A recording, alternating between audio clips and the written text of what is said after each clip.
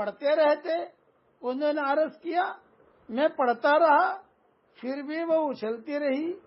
رسول اللہ صلی اللہ علیہ وسلم نے ارشاد فرمایا ابن حذیر پڑھتے رہتے. انہوں نے عرض کیا پھر میں اٹھ کر چل دیا کیونکہ میرا لڑکا یحییٰ گھوڑی کے قریب ہی تھا. مجھے خطرہ ہوا کہ گھوڑی کہیں یحییٰ کو کچل نہ ڈالے. تو کیا دیکھتا ہوں کہ بادل کی طرح کوئی چیز ہے جس میں چراغوں کی طرح کچھ چیزیں روشن ہیں. پھر وہ چیز فضا میں اٹھتی چلی گئی یہاں تک کہ میری نظروں سے اوجھل ہو گئی. رسول اللہ صلی اللہ علیہ وسلم نے ارشاد فرمایا وہ فرشتے تھے.